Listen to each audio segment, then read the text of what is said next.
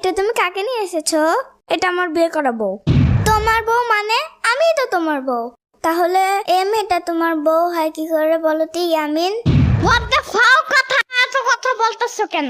বেশি রাগ করলে চুল পড়ে যায়। আমাকে আজ পর্যন্ত একটা সন্তানের মুখও দেখাতে পারলি না। মুখ পুরি কথাকার ডাইনি একটা। তাই আমি জরিনাকে বিয়ে করেছি। ও আমাকে এবার সন্তানের মুখ দেখাবে। ও আচ্ছা, আমি এবার সবকিছু বুঝতে পেরেছি। কথা হইলে কথা তা না। এখন ভিতরে যাও, আমাদের খাবার দাবারের ব্যবস্থা করো। সাথে বিরিয়ানি রাখবো কিন্তু। আচ্ছা ঠিক আছে, আমি যাচ্ছি।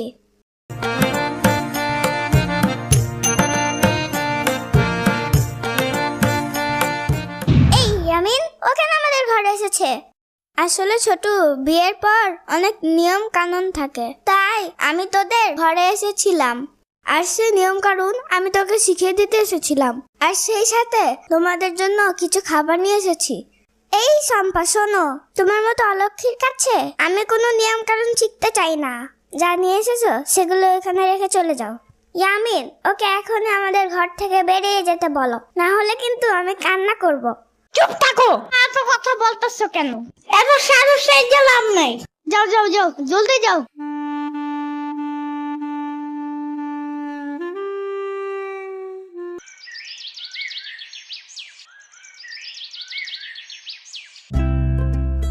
শম্পা, আমার ঘরটা না ছোট হয়ে গিয়েছে।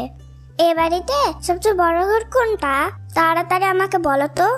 হ্যাঁ রে জরিনা, আমার ঘরটা অনেক বড়। শম্পা, এখনই চলো আমার সাথে, আমি একটু তোমার ঘরটা দেখে আসি। যদি তোমার ঘরটা আমার পছন্দ হয় তাহলে আমি ওই ঘরেই থাকবো। এই ছোট ঘরটায় থাকতে আমার দম বন্ধ হয়ে আসছে। ঠিক আছে ছোট, চল তাহলে।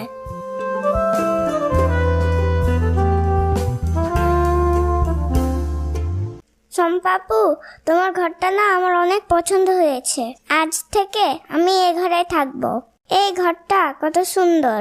শোনো শম্পাপু, এই ঘরটাতে তোমাকে মানাচ্ছে না। আর আমার ঘরটা কত ছোট। এই ঘরটা মনে হচ্ছে আমার জন্যই বানানো হয়েছে। কিন্তু জরিনা, এটা তো আমার ঘর। তুই যদি আমার ঘরে থাকিস তাহলে আমি কোথায় থাকবো বল?